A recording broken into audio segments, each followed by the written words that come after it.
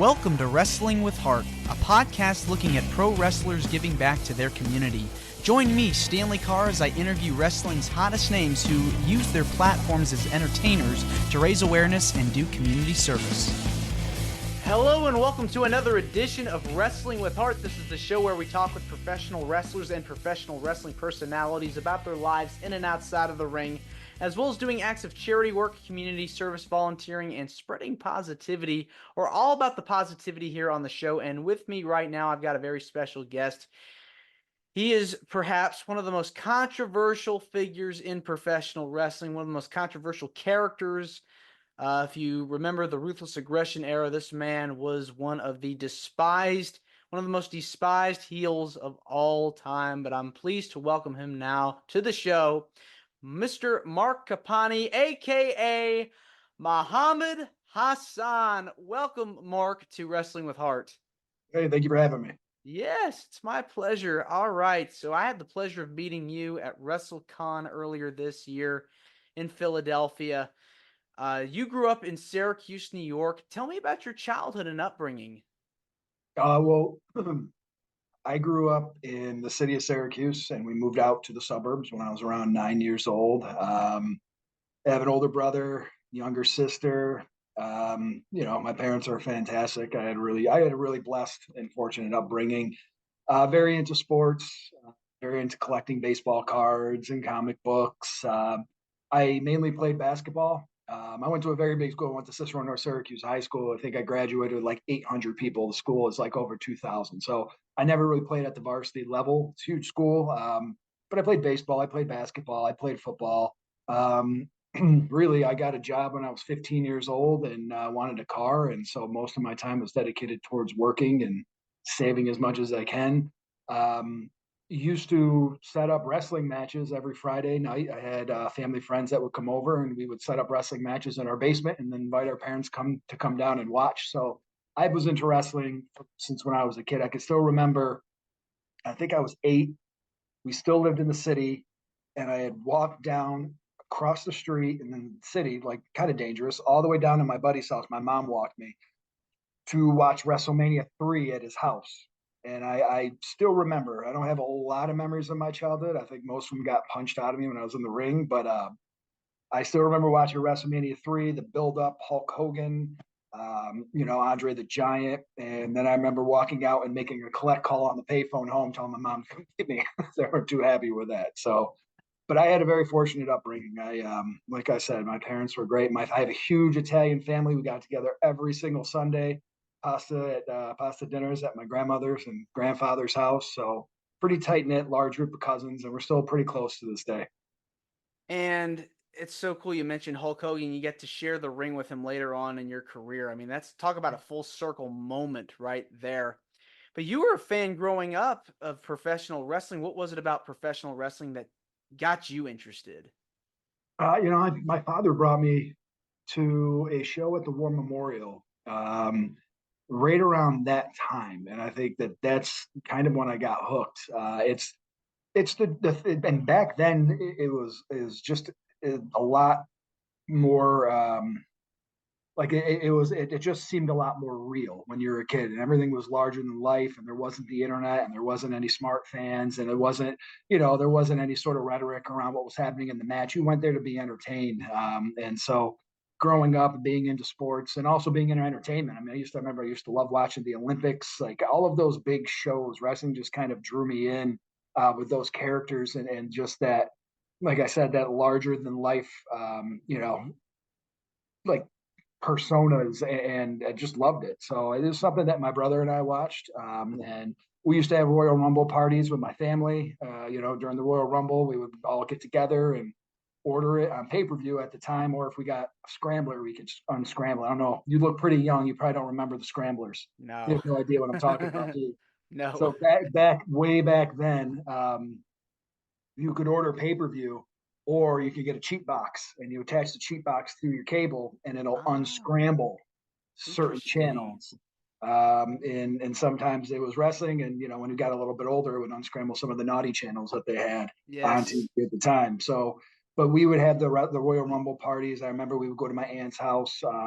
This is when Survivor Series was on Thanksgiving. I don't think it is anymore, but we would go to my aunt and uncle's house every Thanksgiving, and we'd watch Survivor Series. So my whole family was into wrestling, which was really cool when I became a wrestler. I remember we did a show in Binghamton, and pretty much my entire family came. I never got to do a show in Syracuse. It's one of my regrets because I know that would have been probably the only time that Muhammad Hassan would have gotten a pop, like Yeah, like a babyface pop is in Syracuse. I had so many friends and family around. like Uh, Bret Hart 97 almost. yeah, right. Yeah. No, I loved wrestling, and I loved wrestling all. I got away from it for a little while, and I was really more into sports. And then when I went to college, some of my friends and my roommate was huge into wrestling, and that got me back in. It was during the Rock and Austin era, and I mean, how could you not be drawn in? And that was No. like new Hulk Hogan and Andre the Giant is watching the Rock and Steve Austin and Triple H and so I got back into wrestling big time, and it wasn't until I was probably about 20 that I was like, man, I want to try this as a career, and that was just kind of how I made my decision. I just loved watching it. I loved the entertainment aspect of it. To me, it grew up with me. You know, wrestling went from being comic-y and caricatures to when I was a kid watching the Junkyard Dog and like I said, Hulk Hogan to now being so like cool. With Steve Austin, The Rock, and all those guys. Were you a big fan of the heels or were you more a fan of the good guys? I liked who I liked. It didn't matter if they were a heel or a face. My roommate that I lived with in college was what you would say is a smart fan. Like he knew a lot about wrestling, and he actually taught me a lot more about the backstage stuff. And he had known a lot more than I did at the time. So I like The Rock. Rock is I'm so pretty much all I wear is Project Rock gear. I get Yeah. called on it, but I love the clothing. But I also think The Rock is one of the most iconic wrestlers from my generation. So I didn't care if you were a babyface or a heel. If you were a great character and it was entertaining to watch, then I loved watching you. What was it about The Rock to you that made you go, man, I could be like that guy? Well, I can't be like The Rock. I wish I could be like The Rock, but as far as inspiring me to become a wrestler, I actually met him in Buffalo.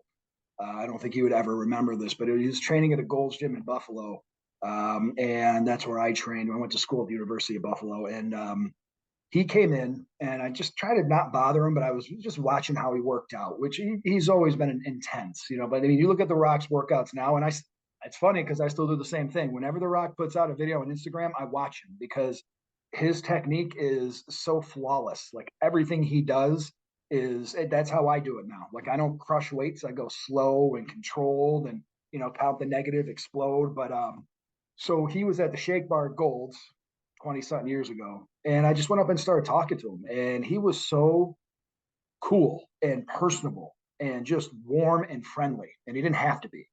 And I think that was one of the reasons why I became a huge fan. And if you ever hear anybody talk about how The Rock was backstage, I mean, that's why he is who he is because of how he treats people.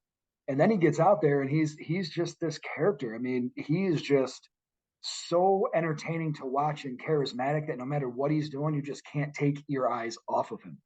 So first promo I ever did in OVW when I was Mark Magnus and I joined the Revolution, where I was wearing leather pants and the stud belts, and I remember coming back after that promo and everybody was just kind of looking at me, and I had no idea. Like I thought I did something wrong. Did I steal something from someone? And it wasn't until a little while later when I'd asked one of the guys in the back, they were like, "We didn't know you could cut a promo like that."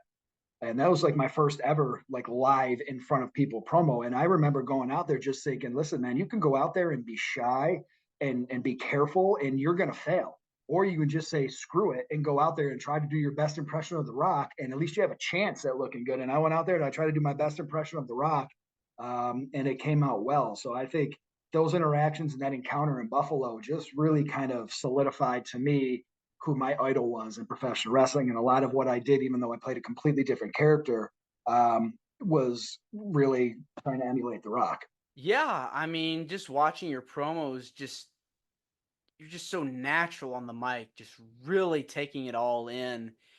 What tell me about like when you become a wrestler? I mean, obviously there's a lot of training involved, very intense. It's not just about the promos, it's about the in-ring work and in-ring style. What was your training experience like as far as like learning from some of the people in the business? I started out in a Saturday class at OVW that Nick Dinsmore taught. Danny Davis was there. Jim Cornette would pop in once in a while, and you paid money every month. I can't remember how much it was, a few $100s. This was in Louisville. Actually, it was in Clarksville, Indiana at the time. And so you go every Saturday, and that would be it. And then, we put together like an amateur show a couple times a year where you get to wrestle matches in front of people. But other than that, it was just a few hours on a Saturday. And then they started inviting a couple of us to come Tuesday nights. This was at Davis Arena, the old Davis Arena, Jeffersonville, Indiana, actually.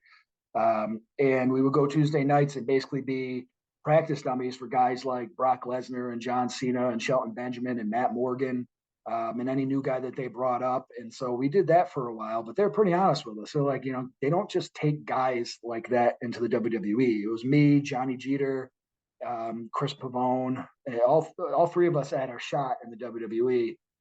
But they were pretty honest telling us that it's not likely. But fast forward not too much longer after that, they allowed us to start working in the daily trainings that the WWE superstars were doing.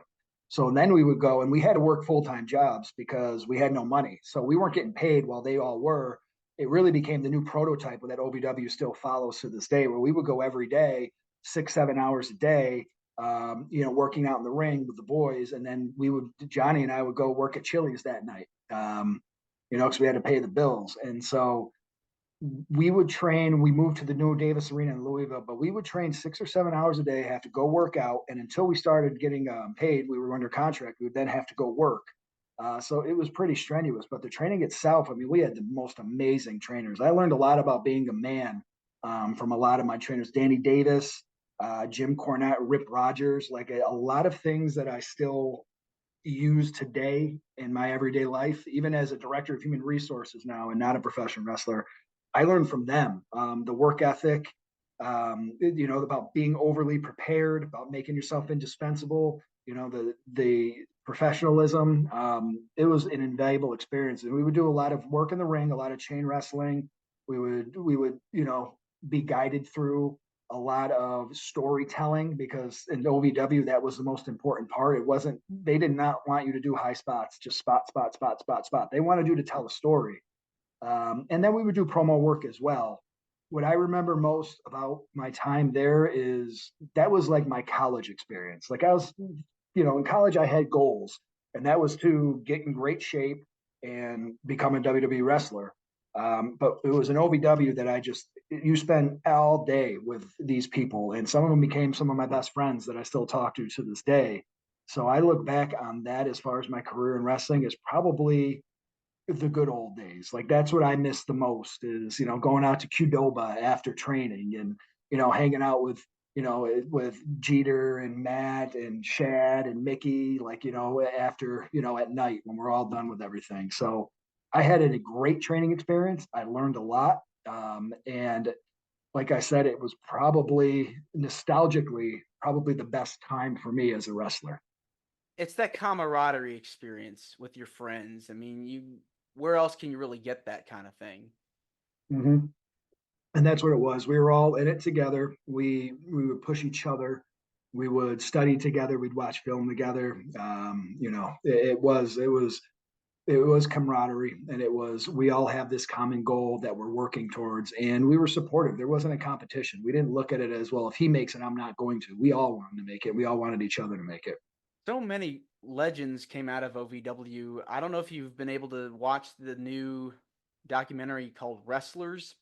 I did. On I net. saw a few episodes. I loved it. I thought it was awesome. I love Yeah. Al Snow. He's just amazing. He was a trainer there as well. He is just terrific. Mm-hmm. But like to see the resurgence of OVW, it's really amazing to see how many people came out of that school. Yourself, John Cena, Batista, Brock Lesnar. It's remarkable the work that Rip and Jim have done, and so many others. It's really Yeah, it really amazing. is. They have the one shot that I thought it was awesome is they have their like wall of fame where they have like Shelton Benjamin, like all these guys up there. I mean, there's so many. Sit here and try to name them, it would take forever. But I was up on there, and so I paused the show and I like called my kids down. I'm like, look, that's me, and they're like, yeah. like, like whatever. They Well, it's go gotta off. make, but I that's thought it was gotta so make, cool. yeah, yeah, it's gotta make you feel good whenever you see stuff like that. It really did. It was such a huge part of my life that it was very cool to see that I made a mark, however small, on them as well. Yes. Now, you get this call to play this character called Muhammad Hassan. We're just a few years away removed from the September 11th attacks, 9/11. Who came up to you with this character? Is there any thoughts like, "Oof, I don't know if I can do this"? I think it was an idea that Vince had had for a little while, the resurgence of the Arab character, especially after 9/11. I mean, of course, it was just cheap heat at that point. I was approached by Jim Cornette and Arn Anderson. Arn was an agent at the time, and he was down in OVW working with some of the young contracted talent. And they approached me with this idea. We didn't really even know what it was going to be. We just knew that I would be getting a ton of heat playing this Arab American character. Again, the character wasn't developed, but they knew of Sean Devari from his work on the Indies, and so they bring Sean in and they match us up, and we just started working with it. And really, what came most natural, given Sean's experience at the time, it was just this idea that because these people from this country that wasn't even a country that we were supposed to be from, I mean, we're talking Egyptians, right? Saudis, um, did this horrific thing. They treated all of us as if we were, you know, we were part of it, as if we were in cahoots with them. And so that character, that version of the character is what we started to work on in the vignettes in Connecticut, which eventually were my debut.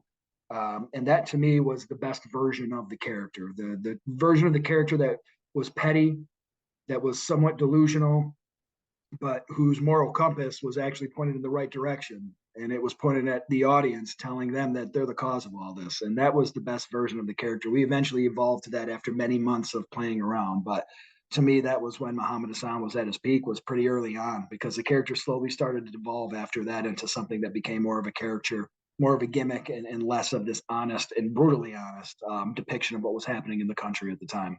It's amazing because they say that the best heels are the ones that tell the truth. Mm-hmm. And you were able to come out and basically tell the audience what you thought. Well, I remember seeing a quote from Brian Cox, character actor, X Men. He's played villains, and I think Mhm. he's in Succession now. He said something to the effect of the bad guys don't know they're bad guys; they always think they're in the right. And I think that that's what made Muhammad Hassan so interesting. Is to everybody else, just because of the things he did, he was a bad guy. But what he said was right, and he believed he was right. And I think that's why that character was so nuanced and so interesting, because I did things that were wrong. It's not like I went out there, like an angel. I mean, I cheated. I did some pretty Yeah, devious things, but at the same time, my character believed he was right and he was justified in doing these things. And he actually, what he was saying was right. It was just his reaction and how he handled it that was wrong. So very nuanced. Like I said, that version of the character was definitely the best version I think that we had before it started to evolve. what can you tell me about your first meetings with Sean Davari? What was he like to work with? Oh God, I don't know about my first meet. Sean is amazing. Sean was great. I remember thinking, who is this kid? Because he was like 14. Um, he very talented wrestler, and he was always underutilized as a wrestler because he was also so charismatic and entertaining as a manager. Hmm. And because of his size, which even after Benoit and Eddie Guerrero, Sean was still a little bit too small to main event or to be in that category. But as far as wrestling, I learned so much from him about storytelling, about the business. He was way more savvy about the business than I was. Um, he definitely saved my ass a few times, and I wish I would have relied on him a little bit more. But he is a very talented wrestler, and he was uh, probably he's my best friend on the road. I mean, we traveled together, we were together all the time. We still talk. I saw him when I was at WrestleMania weekend. We went out, had a good time. So my first meeting him, I remember in OVW, but it was really my relationship that developed afterwards that is more meaningful to me. Yeah. Now let's talk about the debut. I mean, weeks gone by with these promos. You come out, you're interrupting Mick Foley. Talk about heel heat right there. The crowd just erupted when that music hit. What was that like walking out on stage that night on Monday Night Raw? Um, I was shaking, but I was excited. Like getting ready for a match, getting ready for a promo, getting ready to do anything in front of 20,000 people. There's a certain amount of nerves that goes into it, and a certain amount of excitement and anxiety. Um, you're worried that you're going to forget. You're worried that you're going to miss something. You're worried that something's not going to go as planned, which always happens. But I remember coming out that night and just almost shaking with the anticipation. And I had met Mick backstage. I read Mick Foley's book, and I was a huge fan. And I thought that was just so cool that I got to come out and debut in person with, of all people, Mick Foley in the ring. And I thought it was great heat. Again, it was the way that it was presented. I thought it was just great initial heat to start to put the character on that path that was going to make people understand that this character is going to come out and he's going to be pretty raw. And I think that when you see Muhammad Hassan, you know that he's going to say some things that aren't pretty. And I think that was just a great example of how he got hit the ground running with that. And look at what a career you had in the short time that you were in WWE. I mean, you get to work with so many legends. Mick Foley, Hulk Hogan, Shawn Michaels, The Undertaker, just a who's who. Were there like any particular matches that you enjoyed or opponents that you enjoyed working with Um, during your I time? love working with everybody. Every guy is different. You're working with guys like, The Undertaker, Cade, like all these guys are so good, and just so much fun to work because they're so good. It really relieves a lot of pressure knowing that you're in the ring with somebody who could probably make a broomstick look like they're a decent wrestler. I would say my favorite opponents were probably Chris Jericho and Shawn Michaels. They were more my size, they were athletic, and they were just great, just technicians. Like I can't even explain how good Shawn Michaels is, and Chris Jericho is the same. It's like you think in your head what you want to do next. And it's as if he reads your mind. Like if you knock him down, hit him with a punch, and you think, all right, well, let's go to the ropes and do an elbow. He's already at the ropes, and then watch the elbow, boom, and then you're like, oh, what am I gonna? Okay, let's just beat him down the. Oh, he's already in the corner. Let's go. Like both of those guys just anticipate and work so smoothly. The most fun I had in the ring was probably Shelton Benjamin because Shelton's my boy, and we had a lot of fun just trying to pop each other in the ring. And he's just again just so most athletic person I've ever met. And Chris Jericho, like Chris had a great sense of humor.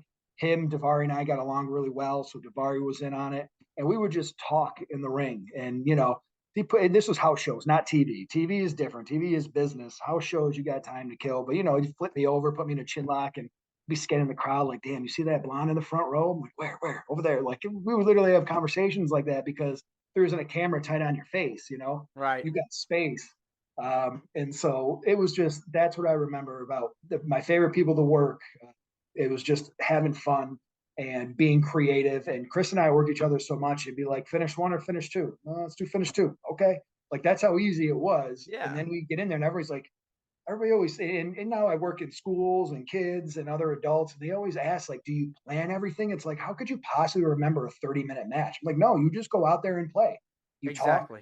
Chris grabs you here, he's going to suplex you. Like Benoit grabs you around the waist, you're getting the belly to back. It's a lot of give and take in the ring, and it's also just a lot of fun to be creative out there. Exactly. I mean, you almost won the Intercontinental Championship too. I did win the Intercontinental Championship. I held it for a few seconds, and again, I've been adamant that should be in the record books. But no, Yeah. I never had a belt. It would have been nice to have a belt, but I also didn't really need a belt because that character got over so quickly that a belt, it would have been an interesting storyline for the future. But my brief career, it just never had that opportunity. Let's talk about, you've talked about in other interviews, I know, about your feud with The Undertaker and the events that led up to the Great American Bash. Do you remember the exact, when you got to the arena that day, what the story was? Because this whole thing was taped on a Tuesday, I believe, and it aired on Thursday. And I know they had like the ticker at the bottom that was Yep. explaining what happened. But do you remember what was going through your mind when you were like, "Ooh, man, they're gonna have us do this"? Um, Not really. Like I said, at that point, the version of the character had become more of a fanatic, and I knew we were pushing it. And I knew on SmackDown, especially, we were pushing it because SmackDown was cable, it wasn't network. I feel like we couldn't get away with as much on cable at that time. So I was excited to work with The Undertaker. Um, but I really was against the character being a fanatic, a religious fanatic. It just didn't feel right anymore. But again, you're starting a program with the Undertaker, and that's the direction the character's going. That's the direction you're going, you know. So I just remember thinking this is going pretty far, and I didn't like incorporating prayer in that. I mean, my entrance in the ring was always to do this, but I never Hmm. really interpreted that as the praise Allah, which is kind of what I did when the Men in the Mask came out. So in hindsight, obviously it wasn't a smart move, but that character wouldn't have made it much longer anyway. The world began to change around that point, and I didn't think that character was going to have a future in the WWE, especially after what happened on SmackDown. If you had to write a better ending for the Muhammad Hassan character, what would it be? I don't know if there is a better ending. Going out by being power bound by the Undertaker through the stage is it's pretty badass. I don't know, and I'm to the point now in my life at 44 that I'm over the biggest what if in wrestling. Muhammad Hassan is the biggest what if in wrestling, and I don't mean this callously, but I don't really care. Like the character went where it went. Those experiences are mine. They shaped me. They built me. Would I had liked to have a few more years? Probably, but I don't know where I would be if I did.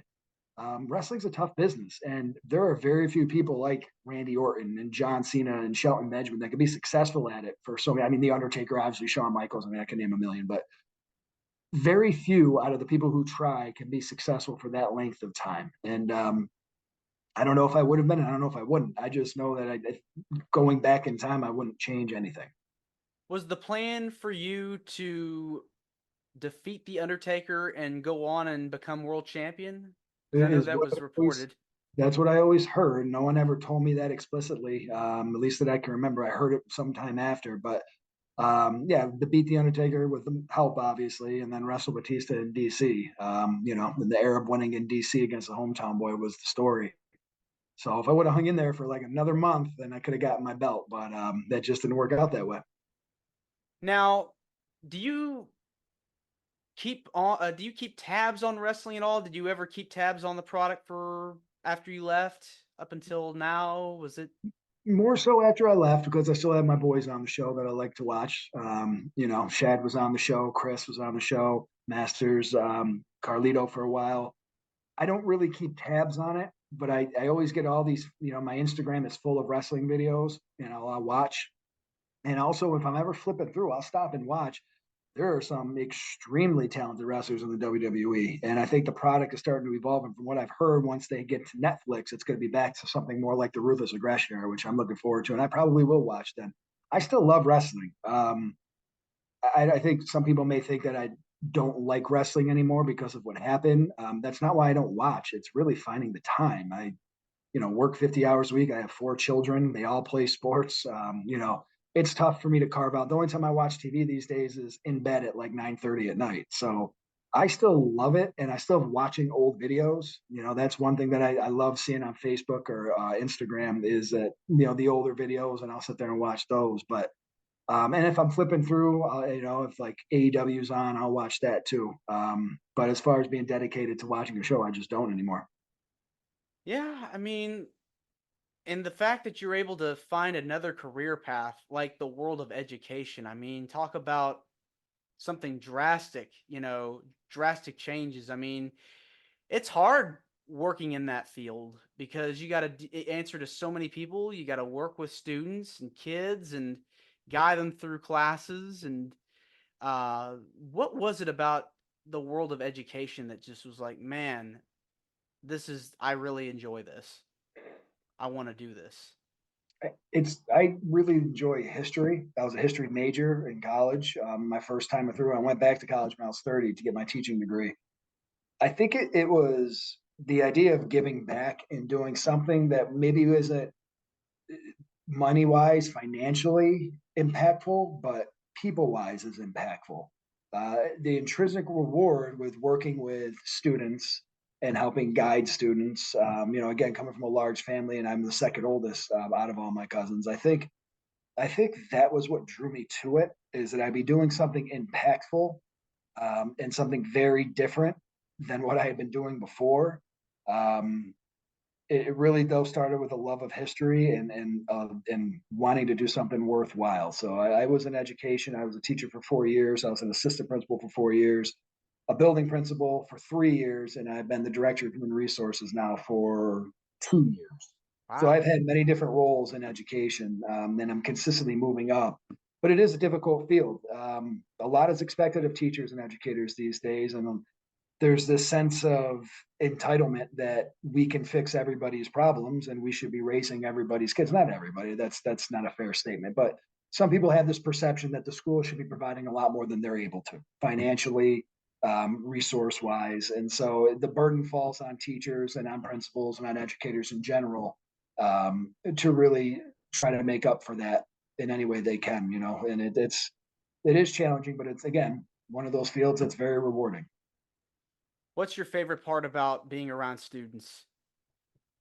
No, God, kids say the craziest things, man. I was like the worst principal because I would just laugh and laugh and laugh. Like, I mean, even if the kid said something naughty, I honestly, I use my sense of humor. I don't take things too seriously unless I have to. And I think my favorite part about being around kids, especially middle school kids, when I was the principal at the middle school, is just the things they say and they come up with and their take on life and their perception, because it's just so innocent most of the time and it's so genuine, and it's just, like I said, I did a lot of laughing as a principal because kids say the craziest shit, and I don't know how else to put it. I mean, you got to think back to when you were a student too. I'm sure you saw some stuff back then as well.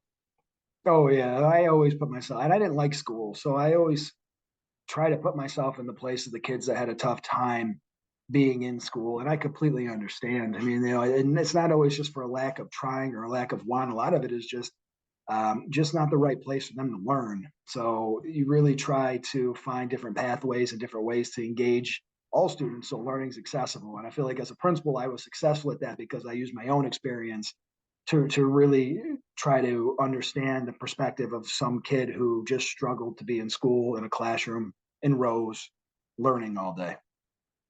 What are some things that you do to try to help a student learn something or have done in the past? The best thing you can do is build a relationship with a student, and that was my priority whenever I was a teacher and a principal. Is I knew all of my kids' names as a teacher the first day, and if I messed your name up after the first day, then you got candy. And I probably only gave away 3 pieces of candy in 4 years. I went really far out of my way to learn my students and empathize and engage with them in their personal lives, not related to anything academic. Because once you build that trust in them, once they want to win for you, you can get them to run through walls, and it's not for you, it's for them, but they don't realize it at the time. So to me, to motivate a student, the best thing you can do is know that student and really, most importantly, genuinely care about that student and their future. Yeah, I mean, being around students it is the most rewarding, and it can be hard at times because you want to get them to learn whatever it is you're teaching, and you got to find the right method. Otherwise, it's not going to work, and you got to try something else. It's always about repetition. Mm-hmm. Yeah, it is. And it's about helping them find the best way that they learn. One thing I Yes. used to always tell my kids is you might not need to know algebra, but you need to learn the process of learning. So when you find something that you want to do, you're capable of learning how to do it. It's not always what you learn in school, the content that's important. It's the process of learning itself that school teaches you that becomes important when you're finally doing something that you feel is worthwhile and relevant to who you are. It's the details. The Yep. details are always essential. They're always important. Now, you also mentioned, as we mentioned at the top of the show, you're the director of human resources now. I mean, that's a whole nother um, rung on the ladder, so to speak. What's it like doing that, being a part of Uh, that? not as involved in kids, but I'm more involved in obviously with the staff, the adults. Sometimes for good, sometimes for not so good. Um, I feel like one of my main roles there is to do everything I can to build a positive culture within my district so that the adults can carry that down to their students. If the adults are supported, they can support their students. So that's one of my main priorities. I also really focused on building morale and giving Fulton a sense of pride. Fulton City School District, it's about 30 minutes north of Syracuse. So we started this project last year. Our PI guy, Alex from Arbosi's, and it's called the Fulton School Champions. And it's kind of a publishers clearinghouse kind of style presentation where we have the community send in nominations and we select 3 staff members from any area, whether it be food service or an aide or a teacher or a bus driver. And we go out of our way to really set up this big surprise for these people. And we, like I said, you don't know Publishers Clearinghouse either, do you?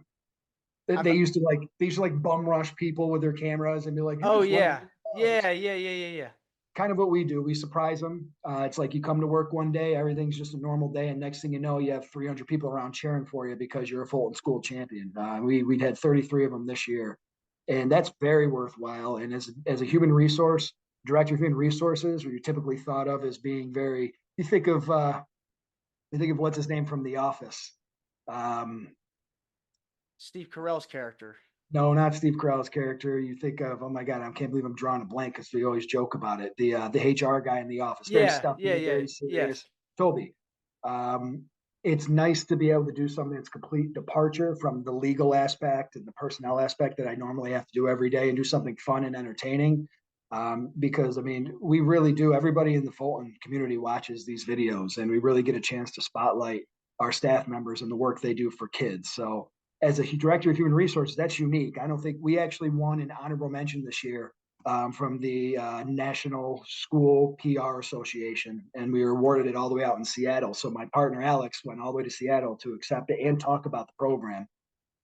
So it's a nationally recognized program that really is focused on this local school district and its staff members. And so for me, again, director of human resources, I deal with contracts, I deal with negotiations, I deal with anything legal, I deal with the attorneys if something happens to a staff member with the insurance and benefits. But I also have this great side gig that I get to do. And to me, that kind of brings back the entertainment side of me because it is entertaining. I host it, I go out there, I plan it.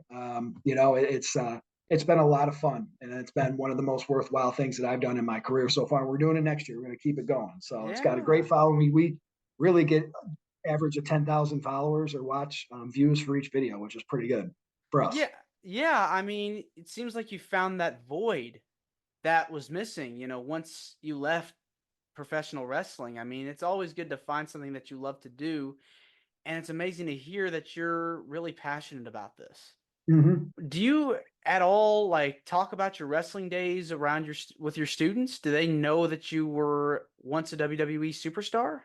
Oh yeah, everybody does. They all do. My district, my superintendent, my board of education are very supportive, and they always have been, which I am very fortunate. I know there's some school districts that would not be so supportive because of who the character was. Even though it was a character, some people can't separate fiction from reality. But I will talk about it if asked, and I've made it a point. It's never something I just go around and say. I'm just not that. It's just not that kind of person. People, and then some people think I don't want to talk about it, but I have no problem talking about it. I'm just not going to walk up and be like, "Hey, I used to be a wrestler for the WWE. You want to talk to me?" It's not. That's just not who I am. But I have kids ask me questions all the time. I love to demonstrate how fake wrestling is. Like I'll always put a wrist lock on them, and I'll act like I'm digging in. I'm like, "Does this hurt?" And they're like, "No." And then I'll just go and turn the wrist. Like, ow, ow, ow, ow. I'm like, "That's wrestling." That's how it's fake. It's real, but you don't apply 100% pressure because you're not trying to hurt somebody. You're trying to entertain. And Davari's in the background screaming. Yeah, right. Man, I take him everywhere I go. yep. So cool. Well, let me ask you something. If do you ever like get the bug about going back or having a match? Has that ever happened? You're like, man, I'd like that. I'd like to go back just for one night. Yeah, in my dreams, I would love to go back and wrestle a match. In reality, I never would. But in my dreams, I would love to. I mean, I still, lay there at night thinking about wrestling sometimes, about matches, about in the ring, but never again. I'm never going back. You had mentioned you still talk with Davari. Who are some of the other people that you've had a chance to catch up with? I saw Shelton Benjamin at WrestleCon when we were in Philly, and that was just great. Like I was like going up the escalator, and I heard him yell my name. I don't even know how he recognized me. I had so much gray hair now, but it was great catching up with him. It's great catching up with Davari. Really, that whole day, I didn't really get a chance to see a lot of my friends. It was kind of a whirlwind. But I don't keep in touch with everybody other than social media. After Shad passed away a few years ago, all of us OVW people got together on like a Facebook meet, and it was really cool. I hope we do that every few years. It's great to catch up with people, but I talk to people through Facebook and messaging, and that's how we stay in touch. But, a lot of us who left the business also have busy lives. So, it's hard to keep up. Yeah, I mean that was a heartbreaking death. Shad Gaspard was just such a joy to be around. Seemed like a nice guy. I mean, that had to have been hard hearing that news. I'll never forget it, but yeah, it was. I know exactly where I was. I was in that room, and Johnny Jeter texted me, and I didn't believe it. I didn't get it. It took a while to process what was happening. Like, I just didn't get it. Like, what do you mean? Like, Shad? No way. Like, he was one of the toughest dudes I've ever met. But yeah, I mean, it was a tragedy. And I miss him, but I don't really know what to say about it. Yeah. What is it about giving back to the community with teaching and with being a part of the human resources department that gives you the most joy? I love working with people, and I love working with people. I am not a lead from the back kind of person. I'm a lead from the front kind of person. I'll never ask somebody to do something that I want to do myself, but I think that that's the most satisfying part of my job now is I have a lot. I mean, I've been in that district for a decade, so I know almost everybody coming in. And I've worked with most people in some capacity. And giving back to the staff in my new career as a director of human resources allows them, like I said before, to give to the students, and that's what we're all here for. We all struggle with things, and we have plenty of battles that we fight throughout the school year, but ultimately we all come to work, and we all come to work because we want to help kids, and we're passionate about leading them in the right direction. So I think that is what motivates me every day, and that's what makes me feel good about my job. Yeah, I mean, children are the future. Kids are the future, and the more education we, bring and the more things that we can do to help students get successful, that's makes it all worth it in the end. Yep. All right. Well, Mark, thank you again for coming on to Wrestling with Heart. It means a lot to me, to my listeners, and my viewers. Where can people find out more about you if they want to keep in touch with you, promote anything? Yeah, I don't really have anything to promote yet. I'm hoping soon. Instagram. I'm not a huge social media guy. I actually published whatever the word is, posted something on Instagram after WrestleCon in Philly, where I took some pictures of like the Boogeyman and Rikishi and Shelton, and somebody posted on that a comment like, finally he posts something, and I was dying when I read that because I'm like, yeah, I'm the worst follow ever. Like, you Really? see pictures of my kids on Facebook, and that's pretty much it. Like, yeah. But anybody wants to get a hold of me can reach me through there. I mean, I obviously goes right into that folder if I take a look at it, the request folder. But no, I this is fun. It's nice to come on and talk about wrestling, and I do enjoy it now. But as far as the business goes, like I'm just a regular guy here. I'm not promoting anything. Yeah, I mean, it's good to, I was great to meet you, of course, at WrestleCon, but it's got to feel good whenever you see the fans, after all these years, they still remember the Hassan character. I mean, it's got to mean something to you. Oh yeah, I'm shocked. I always am, but it really does. I mean, I did not have a long career at all, and I think 20 years later, people still remember it. I think it's that whole mystique of the too controversial for television, but I'll take it. I mean, it's really cool to have people still reach out, and it's 99% positive, and it's like I said, it's a huge pick me up sometimes to have people tell me their stories and how I affected or influenced them. It's great. Well, again, I just want to say thank you, and you're more than welcome to come back. Yeah, absolutely. Thank you for having me. I really appreciate it. Awesome. Take care. You too. This is Wrestling with Heart. I hope you found this podcast to be informative and entertaining. If you did, please hit the subscribe button and look out for the next edition.